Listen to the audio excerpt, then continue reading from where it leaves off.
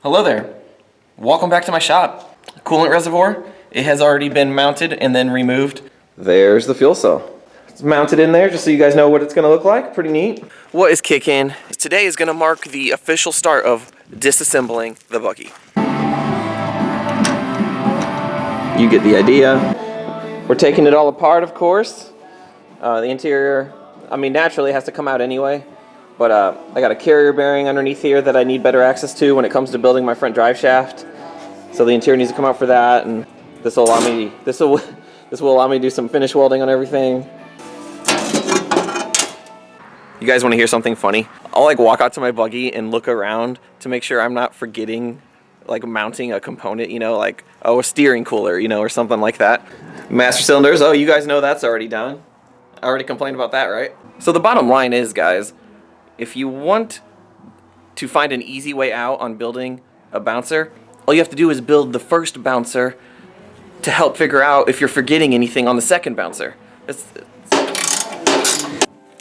But I will say, one of the most enjoyable things I have ever done in a shop in my lifetime is putting back together the buggy after it's been painted.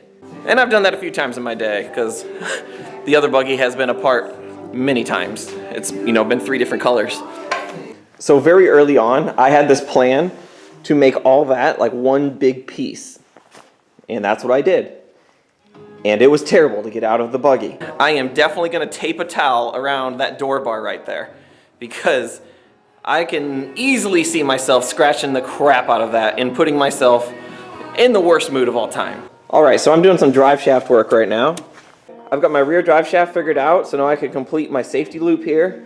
So we're moving along. Now with the interior removed, I can finish out my front drive shaft. I'm actually going to stop for the evening because it's getting pretty late on a weeknight. But I'm happy with the progress. Alright guys, I want to show you a couple things. For starters, here's the drive shaft safety loop. It'll go about right here.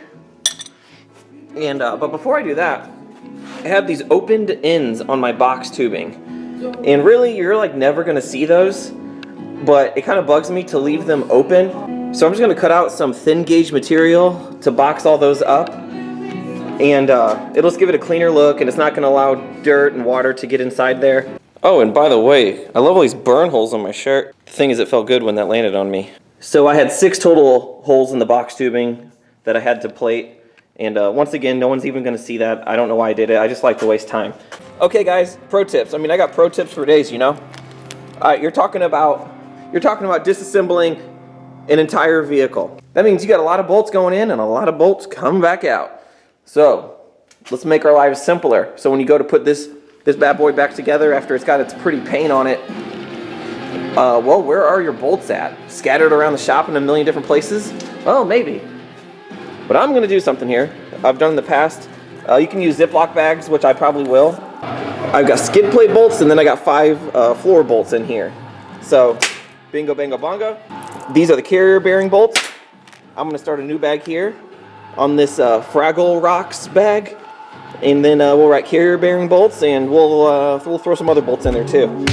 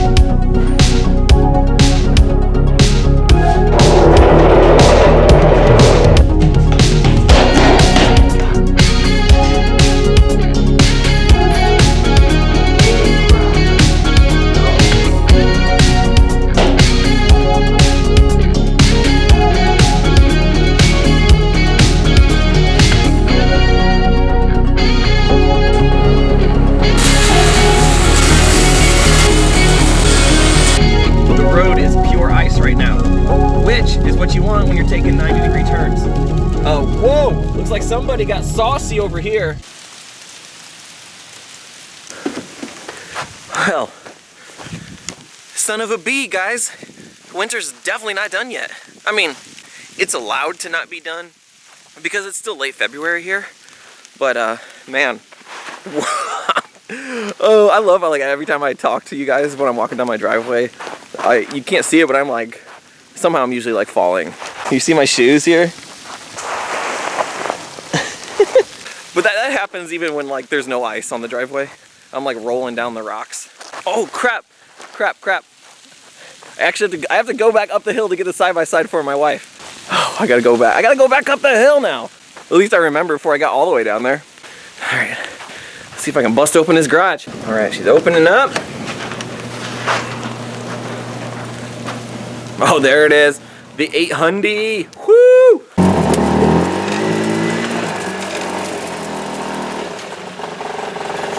I have a few specific tasks I'm going to tackle in the shop, and I'll update you guys in a second. Oh, by the way, I sold the buggy project. I did not feel like finishing it, so I'm going to put like a 3-inch lift on an XJ.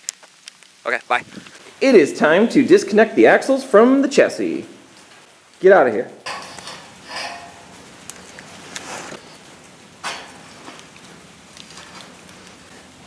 I lost a piece of my skin. Oh, it's just the glove.